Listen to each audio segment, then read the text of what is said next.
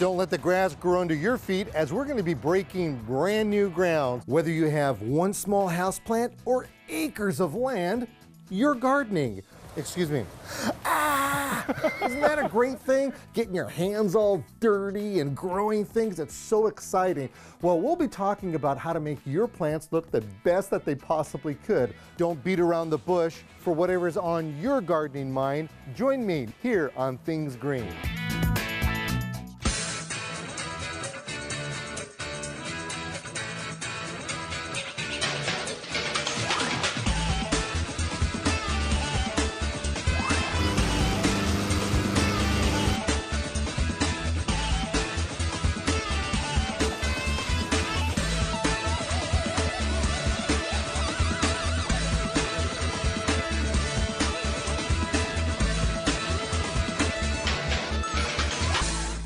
Things Green is brought to you in part by Super Thrive, the original vitamin solution. 50 vitamins and nutrients. Vitamins for trees, plants, and lawns. More information at superthrive.com. Southland Sod Farms, creators of genuine marathon sod. Pre-grown tall fescue grass. More information at sod.com. Dram Garden Products, makers of watering tools since the 1940s. Committed to saving water with handheld tools, hoses, and water wands. More information at dram.com. For nearly 90 years, the Bonide family has provided solutions to lawn and garden pest problems. Whether it's an insecticide, weed killer, fungicide, or plant care product, Bonide products will provide you the best solution to your lawn, garden, or home pest problem. With continued support from Cole Tomato Cages, planting, growing, and harvesting. More information at colemetals.com. And by Sustainable Environmental Education, creating school-based, youth-led service learning projects. More information at seeusonline.org.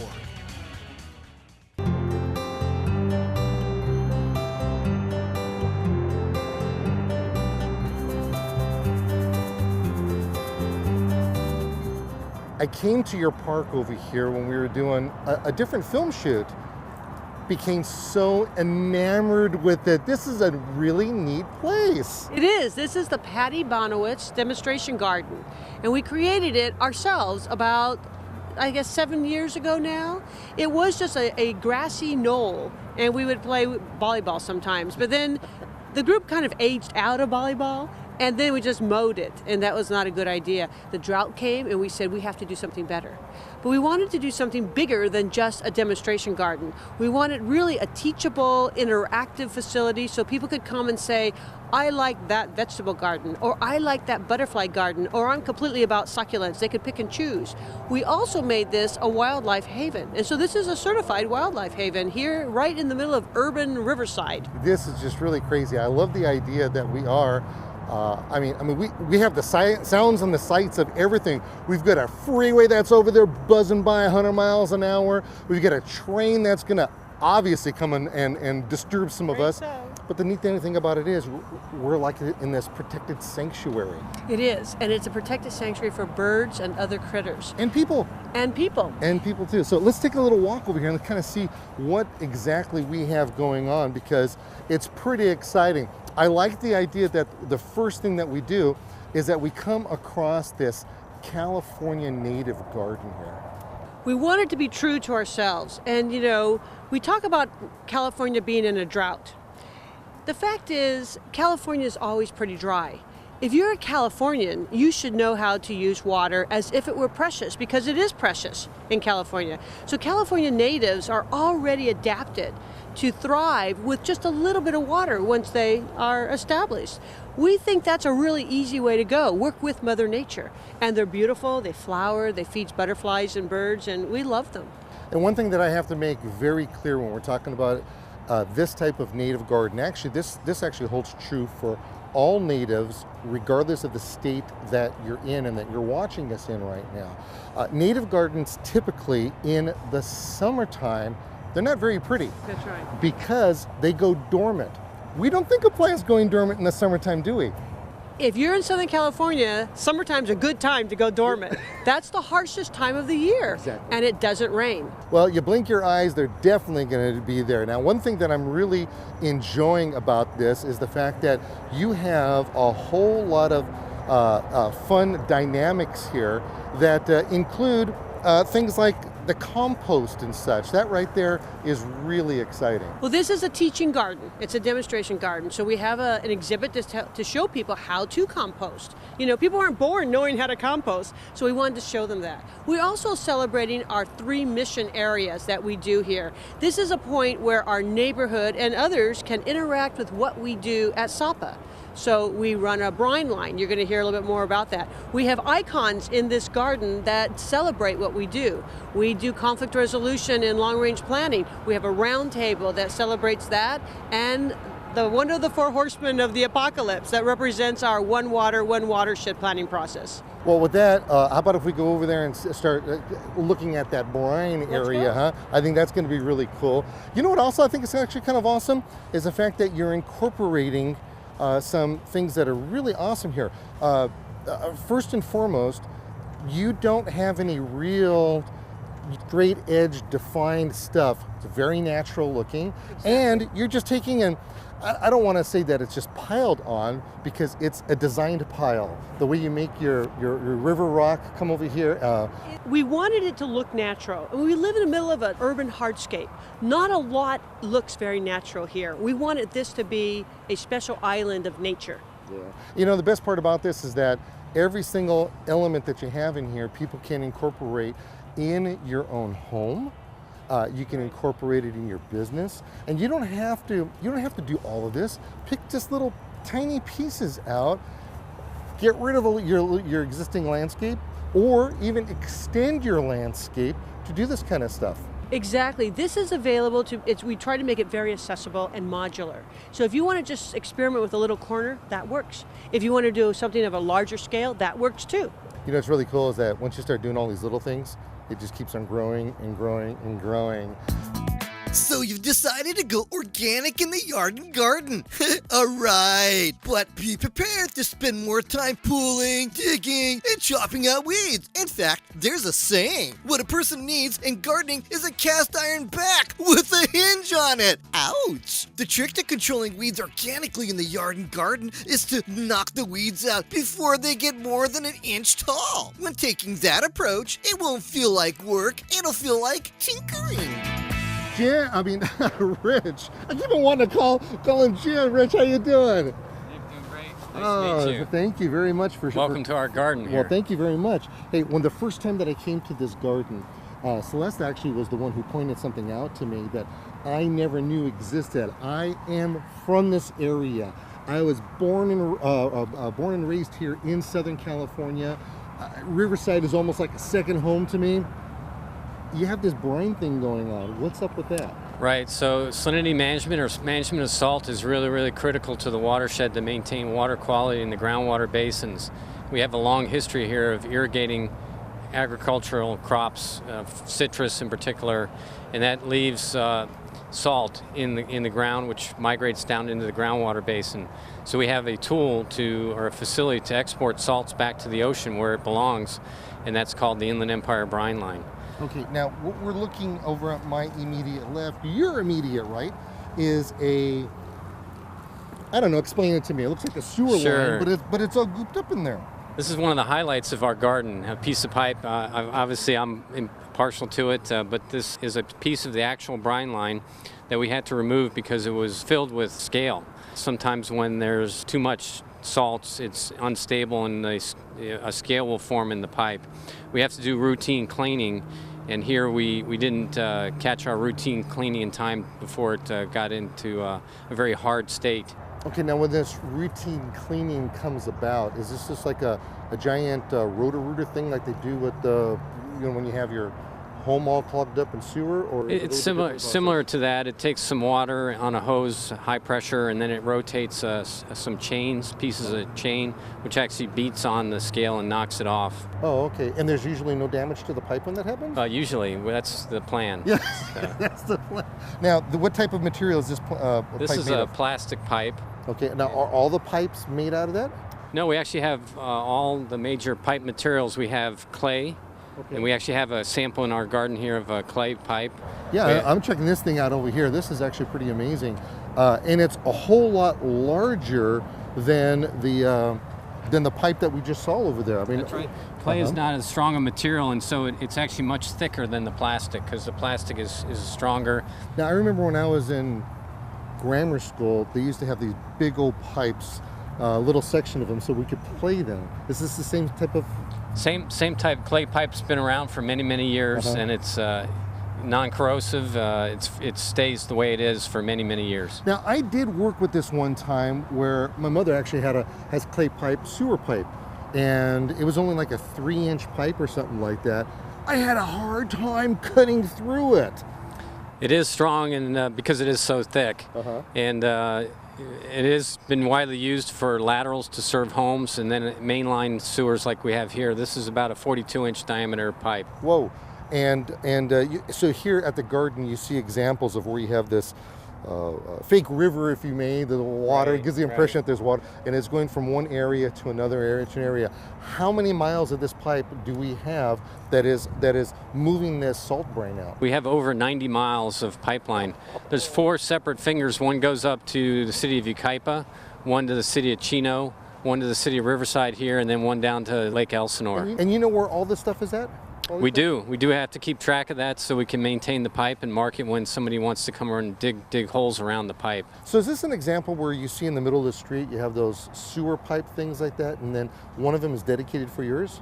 Correct. We call them maintenance access structures, and those provide access to the pipeline and the wastewater that's flowing through it. And those lids are heavy. Very heavy. They're about 300 pounds, so we don't want people taking them and removing them, so they're quite heavy. They'll stay in place. All right, so from start to finish, these 90 miles that you have over here, how many times do you have to go through these things to clean all that goopy stuff out? In those sections that material deposit, we have to go in perhaps as often as annually to clean it, and we run our chain back through it many times, 6, 7, 8 times before all the material's been removed. Wow, that's a lot of effort over there. Well, much success with this, because I could tell it's a big job that you have to maintain all of this. And by the way, do you guys ever have to replace the pipe? When it gets damaged, somebody may be digging a hole close by. They would hit the pipe and damage it, so then we have to replace it. We also have corrosion on the concrete pipe, and we've had to put a fiberglass liner through it to protect the structural wall so it won't further corrode.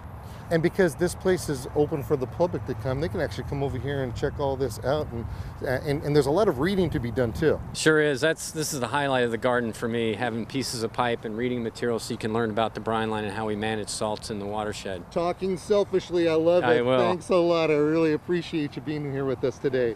So this is what's really exciting about this. We have all these different aspects about this, and the fun part is that I would imagine if he's got some pipe that he's not going to be using anymore and you want to do the same thing, you can replicate it. I mean, why not? Now, here's an area over here that I think is literally the cat's meow. I love this to no end. They've incorporated a cooking garden. Oh my. You've got the cooking garden, you've got some rosemary, you have your mint. By the way, you know, when you plant mint, it is really neat for keeping insects away, because you could take it and you could take it and grind up the juices of this thing, put a little bit of water, you can also take it and use it in your lemonade to spruce that up a little bit as well. So that's kind of fun. They've got some artichoke activity going in, citrus trees, plant whatever you want. It's a demonstration gardener, but the best part about it is that when you're talking a demonstration garden like this, you can literally come out here and enjoy it yourself. Let's say you brought some water out here, put a sprig of that stuff while you're having your lunch, then you can go away and just munch away. That's definitely something that's kind of a fun thing for you to do. All right, we're in another part of the garden. Look at, they're talking about bugs over here, and look at, they have these little structures. Don't be afraid to put in some type of art in the garden as well. Sometimes we forget lawns are plants. Thousands of tiny plants at that. Lawns like to be mowed at least once a week. If your turf gets a little brown tinge a couple of hours after trimming, it's most likely due to a dull lawnmower blade. Either sharpen it or get a new one. It's also not a bad idea to mow your lawn a little taller. A longer leaf blade will shade the soil surface, allowing it to hold moisture between watering. Ian, how's it going, man? Nice seeing you again. How are you? I'm doing well, thank you. Why don't you come over here for a second? Yeah. Now, here we have some living art. Yeah, we've had this garden for a number of years now, and it used to be a plot of grass, I think, before I came here. But yeah, it's a nice kept secret we have here, and we have a lot of people cycle through meetings that come to the SAWPA, and this is kind of one of the first things they see. Okay. Now I know there was when we first started this, we had this table was just blasted in the sun over here, and I see that we're going to be playing a game of rocks. Yeah, it's a little windy out, so we're doing our best. So we've got there's actually a reason for this, right? Right, that's right. The project manager who designed this used to work at SAWPA, and we were just starting this thing called our roundtable efforts, and it's basically, our definition of a roundtable is a task force, which is more of a government bureaucratic name for a group of government agencies, 3 or more, that have come together for a common purpose, whether to plan for projects, do planning, or to implement projects collectively. And usually these agencies are coming together to pool their funds to take on a larger scale problem that affects not just their service area or their geography or the larger area. And a lot of those roundtables here at SAWPA are focused on the hydrological area, like a watershed or a river basin or a groundwater basin. Okay, so this is your miniature version of a King Richard's roundtable. That's correct, yes. It's got about enough room for about 4 people, but our round table inside is actually a giant table that we fit about 40 people around. Okay. So. Now, is this someplace that you would come out and typically to enjoy yourself during, That's right, yeah. It's a real nice kind of sanctuary, if you will, to get outside the office on our lunch break and have lunch. It's a really unique area because you've got the 91 freeway right there. You've got a flood control ditch right there, and then the railroad tracks. So there's a lot of utilities coming through this area, and then it's kind of a nice little closed-in area to kind of have a nice little break. Well, the first thing I had noticed when the train was buzzing on through over here was the fact that these are all nice and tall. You've got a great sound buffer going on. Right, Yeah. that's right. Yeah, it's really nice. I mean, the freeway goes by, but it kind of seems like you're separated from it out That here. almost sounds like the ocean to me. Some ways it does if you close your eyes, yeah. Just Okay, right. one thing I can't close my eyes about is this bad boy right here. There's something going on with this. What's up with this guy? Right, this was that same project manager who developed this project, Patty Bonowitz. She purchased this horse here. I believe it's made out of some type of iron or something, but it was bought and put in here because of, at the time, we were doing this watershed planning effort, and we were trying to identify our threats to the watershed, and we labeled those threats as the horsemen of the apocalypse because they were so mighty and so terrible. And a couple of those threats are drought on the Colorado River, on the Bay Delta, and then also population growth as well as climate change. So we labeled those threats as the horsemen of the apocalypse to draw people's attention to them, and also develop a framework to plan to meet those threats. And we got this statue here as kind of symbolism for that, and it's right next to the round table to kind of be symbolic and represent that there's people coming together to deal with these looming threats that are on the horizon. All right, that was a mouthful. That's all I got. A little well too thought out as far as I'm concerned, but that's really cool. It was good project management. Well, I know you got to bail, so thank you very much Yes, for coming of out and course. Thank you, visiting Nick. with us, and good luck with you. And maybe if we can come out and have some lunch over here sometime. Sounds good, yeah. I like Thank that you. idea. All right, see you around. Thank you very much. All right, so you see the passion that goes into something like this when people they come together and they end up being a part of this grand scheme of stuff. And one thing that we probably didn't talk about, maybe at the beginning we did, was the fact that we do have a sanctuary of sorts over here. I mean, look at, they've got bird houses, you've got bird feeders, you've got the trees, you've got squirrels. We've seen all kinds of wildlife running through here, which is really pretty awesome. The other thing that we have going on over here is, I mean, check this thing out. Look at the way they have all this jade plant going on over here. Got hit by a little bit of frost, not the end of the world. Actually, that's not frost, that's sun damage right there. But I love the idea that they've got this windmill activity going on. Love the windmill. I have one in my own house. That's what's really cool about this. Hey, raking leaves off of your lawn and out of planter beds has many benefits. The second a leaf falls, it thinks it's still alive, and it will try to draw nutrients out of the turf and the plants they fall near. Don't forget to have a little fun while raking leaves. Put them in a big old pile and run through it. Dude, you're always young when you're doing that. On the healthy side, you can burn 350 to 400 calories an hour raking and bagging leaves. Who would have known? Now, we're going to be talking to somebody who has really a pulse on this whole thing. And it's usually the person you never see. And that happens. Come on over here. Let's visit for a second. And that's the people who actually have to maintain this thing. And boy, you do a very good job. Thank you. This is actually you're hands-on with this, aren't you? I designed a good portion of it. Had to redesign a good portion of it, and yeah, I had a good hand in it. And nice. Pretty Now exciting. I understand one of your favorite areas over here is the one that's in front of our nose, isn't it? Yes. Yeah, the butterfly garden. The butterfly garden. Nice. Mm-hmm. So, what's your inspiration for liking this?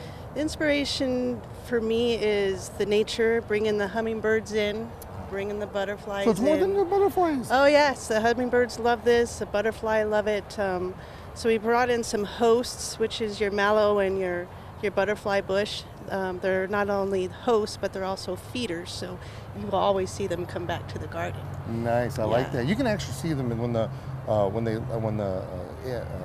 start to cocoon. You can actually see the cocoons on there, and it's really neat. And you have some other fun things that are going on there. You've got the brightness of those marguerites that are just jumping at us right now. Butterflies love them. They give a lot of good yellow color. They just bring a lot of color to the garden. Yeah. Another thing that I think is it's an old-fashioned plant, and that's that abelia there with that tiny little flower of it. Yes. But if you keep them hand-laced and you just hand trim them, they'll always be lacy, and the birds will always come forth. Otherwise, it'll get real woody if you start putting a hedge trimmer to them. So if you hand prune things, you'll get more out of the plant. Yeah, and you have to also be careful because that particular plant right there has three or four different varieties that have sizes to them. So if you get the Abelia grandiflora, I mean, think of the name itself, Grand, right. Yeah, grandis, and flora, of course, means lots of flowers. But that particular plant right now, extremely popular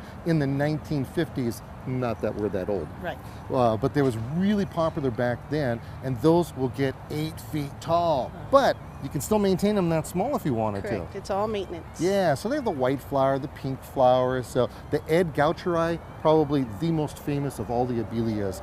One of the flowers, in fact, look at this one right here. We got some activity going on right here. This is our favorite flowers of year too, even though this one hasn't opened yet. It's the daylilies. Yeah. Now, are you using any nasty chemicals in this place? No. No, okay. No. So if I was to take this and I was to bust this off, I don't recommend you doing this in this garden. I'm gonna bust this off and watch what I'm gonna do right here, okay? Watch this.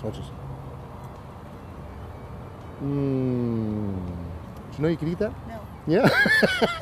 You just ate that. I did just eat this, didn't I? Has a peppery flavor to it. When their flowers are opened up all the way, they don't have a peppery flavor to them. They're more of a little sweeter. You eat too much of it's a diuretic, so be careful.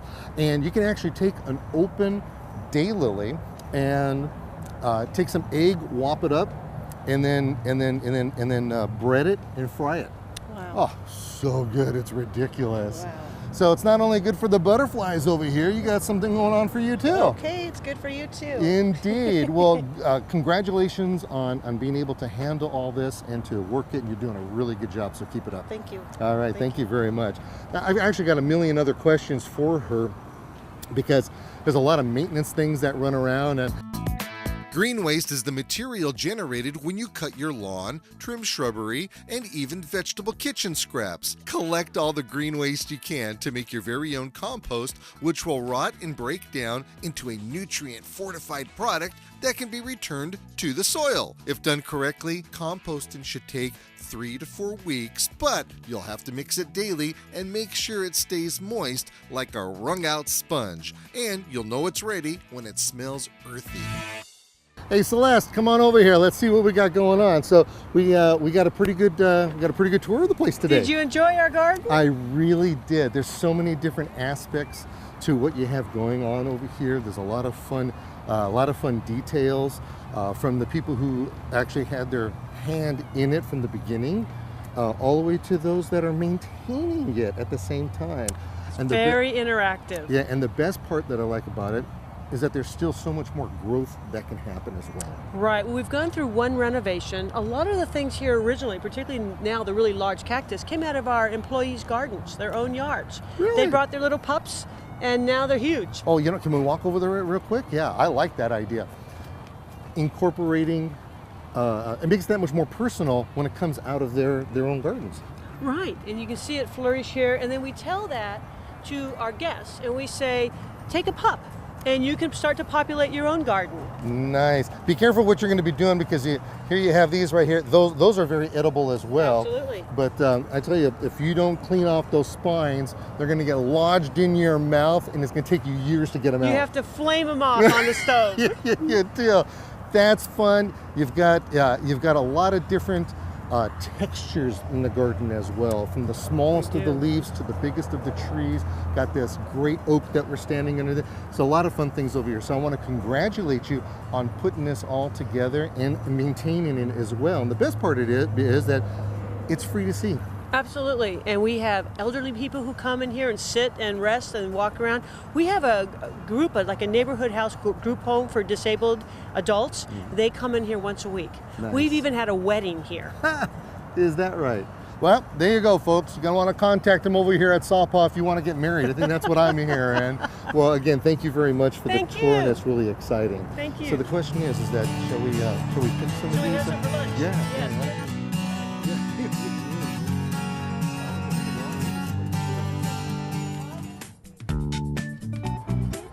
Don't let the grass grow under your feet, as we're going to be breaking brand new ground. Whether you have one small houseplant or acres of land, you're gardening. Excuse me.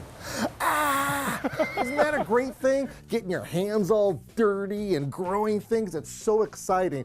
Well, we'll be talking about how to make your plants look the best that they possibly could. Don't beat around the bush for whatever's on your gardening mind. Join me next time here on Things Green.